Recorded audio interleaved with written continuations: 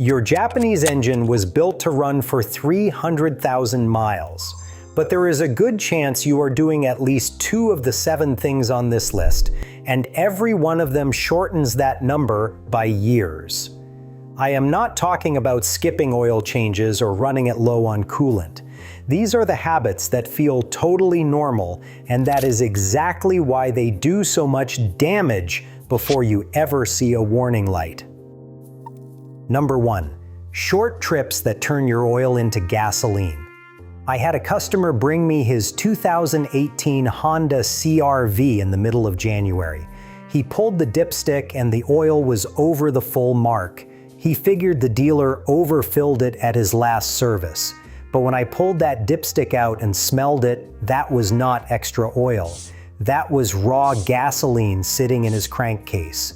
Honda's 1.5-liter turbo sprays fuel directly into the cylinder. On a short trip, the block never gets hot enough to burn off all that fuel. Unburned gasoline slides past the piston rings and drips into the oil pan. Your oil level goes up, but your protection goes down. The oil gets thin, turbo bearings starve, and rod bearings lose their oil film. Honda got sued over this. The settlement extended powertrain warranties and forced a software update that delays cabin heat on purpose during cold starts to push more warmth into the engine block. That is why your CR-V heater takes forever in winter. Honda literally chose to make you cold so the engine would survive your commute. Toyota has the same problem on the Camry and Corolla with the A25A engine. They put out a service bulletin for waxy, milky oil that can freeze below 32 degrees. Hybrids get hit worst because the gas engine cycles on and off constantly, so every restart dumps more moisture into the crankcase.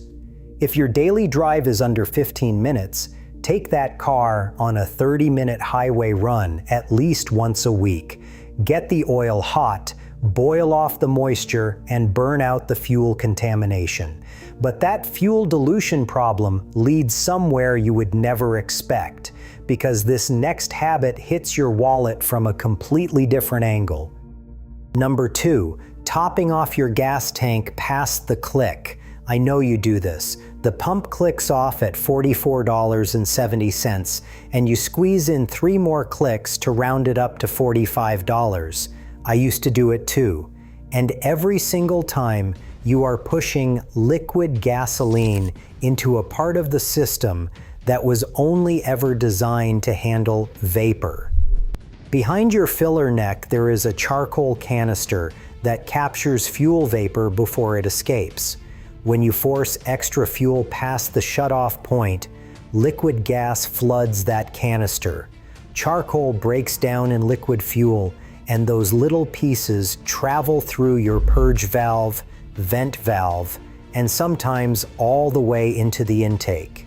I pulled the evap canister off a 2016 Honda Civic last year, and the filter screen was packed solid with charcoal debris. The owner had already replaced the purge valve thinking that would fix the check engine light. It did not. He ended up replacing the canister, the purge valve, the vent valve, and 2 vapor lines. The total bill was over $800.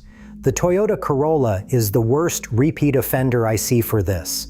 2004 through 2019 models clog faster than any other Japanese car I have worked on, and Toyota put out a service bulletin linking it directly to overfilling. You saved 30 cents rounding up the pump. That is going to cost you $400 to $1,000 when the evap system chokes. Just let the nozzle click and walk away.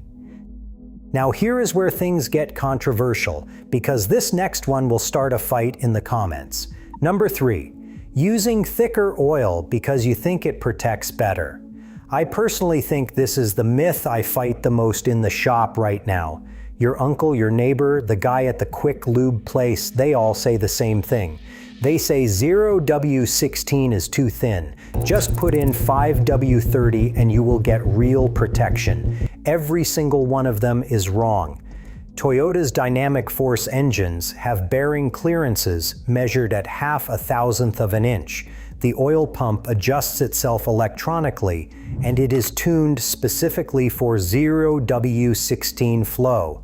3 systems depend on that calibration: the piston cooling jets, the valve timing system that needs oil to react in under 50 milliseconds, and the oil pump itself will basically choke if you throw thicker oil at it. A retired Toyota manager who built more than 6 million of these engines said it flat out. Pushing thicker oil into those clearances causes spun bearings, blown seals, and problems owners never trace back to oil weight. Here is the part that keeps the forums at war. The exact same A25A engine that Toyota specs 0W16 for in the United States is approved for $15.40 in Australia and Saudi Arabia. Different climate, different calibration, completely different spec. So when someone online tells you oil weight does not matter, ask them which factory spec they are quoting. If you drive a newer Toyota, Honda, or Subaru, read your owner's manual instead of the internet or the quick lube menu board. If your shop puts in the wrong weight, get it drained before you leave the lot. All right, that covers what goes into your engine. But the next habit is going to flip everything you think you know about taking care of your Japanese car. Number 4, babying your engine and never letting it rev. This is the one I argue about with customers constantly. I watch them pull out of my parking lot in their Mazda 3, and I already know what they are doing. They stay under 2,500 revolutions per minute and keep it in the highest gear they can find. They think they are adding years to the engine, and they are doing the exact opposite. Modern Japanese engines with direct injection expect you to actually use the rev range. When fuel sprays directly into the cylinder instead of over the intake valves, nothing cleans carbon off those valves except heat. You do not get that heat crawling around town at 2,000 revolutions per minute. AAA ran a 4,000-mile lab test and found that gentle driving with non-top-tier fuel produced 19 times more intake valve carbon deposits, which is a number worth repeating. Mazda's Skyactiv engineers moved the coolant passages away from the intake valves on purpose, so the valve surface stays above 750 degrees Fahrenheit, hot enough to burn carbon off on its own. But only if you load the engine hard enough to reach that temperature. I tore down a 2012 Mazda 3 Skyactiv at 81,000 miles with severe carbon on cylinder 4. It had been babied its entire life. Cold start misfires, fuel pooled in the spark plug threads, and a repair bill that made the car not worth fixing. Honda VTEC owners get the same deal. The variable cam lobes on the K-Series only receive proper oil flow above 5,400 revolutions per minute. If you never hit VTEC, varnish builds on the solenoid screens until the system quits. I have seen a Civic Type R at 98,000 miles with carbon a 1/4 inch thick on the intake valves, all from an owner who babied it because he wanted to preserve the engine. Take your Japanese car on the highway, drop a gear, and actually let it breathe. Run it up past 4,000 revolutions per minute for a few minutes once a week. The Italians call that a tune-up, and your direct injection engine was literally designed to need it. So your engine needs to be revved. But your transmission is a completely different story, and what I see people doing to their CVT is painful to watch. Number 5, coasting in neutral and hammering your CVT. I am going to say something that might upset Nissan owners. The Jatco CVT is the worst transmission ever put in a mass-market Japanese vehicle. The habits that kill it fastest are ones Nissan never warned a single customer about. A CVT clamps a steel belt or chain between 2 variable pulleys at over 800 pounds per square inch. When you shift to neutral while rolling, the oil pump drops to idle speed and line pressure crashes. Pop it back into drive at highway speed, and the belt slips across the pulleys before full clamp rebuilds. Every slip sheds metal into the fluid. Those particles attack a small aluminum flow control valve inside the oil pump. The valve gets scored, starts sticking, and loses the ability to hold pressure, which causes more slipping, which makes more metal. A textbook death spiral. By the time you feel the shudder, the transmission is already done. Nissan paid $277.7 million settling a class action over CVT failures in the Altima, Murano, Pathfinder, and Maxima. And for the 2022 Pathfinder, Nissan dropped the CVT entirely and went back to a 9-speed automatic. When the manufacturer abandons their own design, that tells you everything. Subaru's Linertronic is stronger because it uses a chain instead of a push belt, but they still recalled around 200,000 Outbacks and Ascents for a clutch engagement programming error. A Subaru CVT replacement runs $8,000 to $10,000 at the dealer. One thing I need to clear up because someone asks about this on every transmission video. Toyota and Honda hybrid transmissions are not the same as a Jatco CVT. A Prius uses a planetary gear set with electric motors. There is no belt, no chain, and no valve body. They go past 300,000 miles. Do not let anyone scare you out of a Toyota hybrid because of Nissan's problems.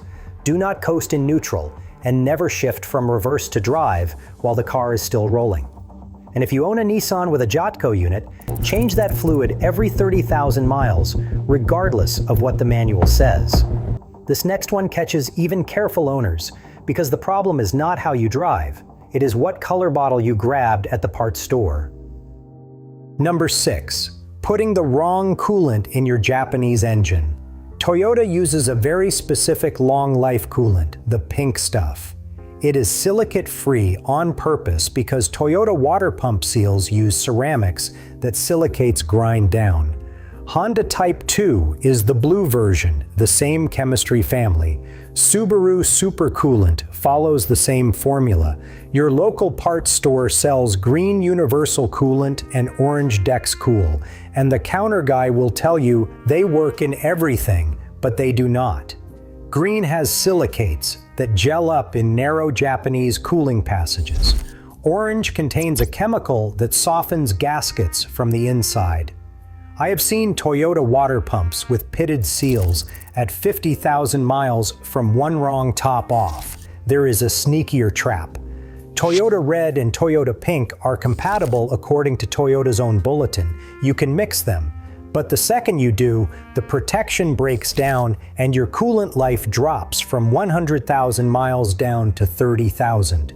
Nobody updates the interval in their head. They drive on the factory schedule while the protection quietly runs out. 3 Toyotas do not even take Toyota coolant. The Toyota 86 takes Subaru coolant because of its Subaru Boxer engine. The Yaris sedan takes Mazda FL22 because it is a rebadged Mazda 2, and the Supra takes BMW coolant. Putting Toyota Pink in any of those 3 is wrong fluid. The Subaru EJ25 head gasket disaster was partly a coolant story.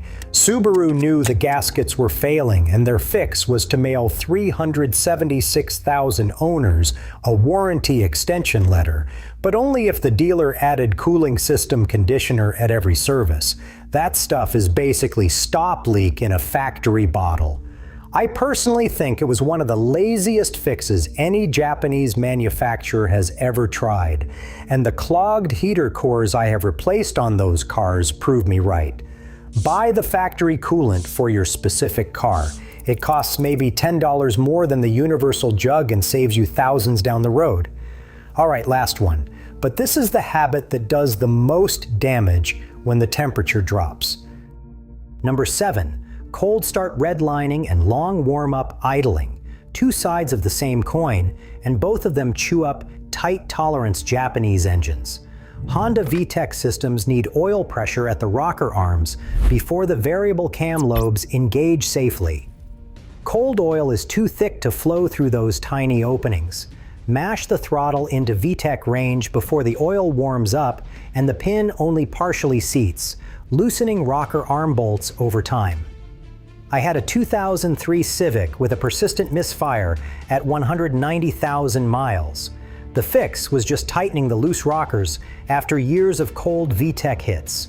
Subaru Boxers have it worse because horizontal cylinders let gravity pull the piston against the lower cylinder wall at startup. That diesel rattle from a cold WRX is metal on metal.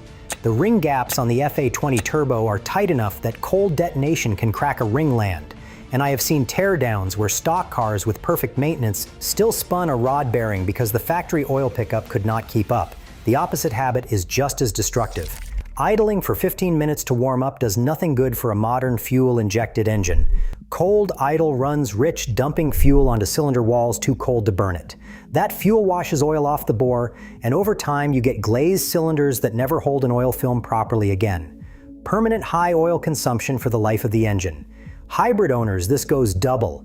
Every time your Camry hybrid idles in a lot, the gasoline engine cycles on, shuts off, and fires again. Each restart pushes fresh moisture into the crankcase, which is exactly why Toyota's service bulletin on milky oil called out hybrids as the worst affected. Start the car, wait 30 seconds, then drive gently for the first 5 minutes. Keep it under 3,000 revolutions per minute until the temperature gauge moves. Skip the marathon idle sessions and the red line launches from the driveway. Just give it a few minutes of patience. Japanese engines earn their reputation because they run forever. But forever is not automatic anymore. The tolerances got tighter, the oils got thinner, and the old rules that worked on a 1995 Accord will wreck a 2024 Camry. Follow the spec your manufacturer wrote for your exact engine. I did a video on 10 Japanese cars that will break before 40,000 miles. If you just bought one of them and you are doing any of the habits on today's list, you need to see that video before your next drive. It is on screen right now.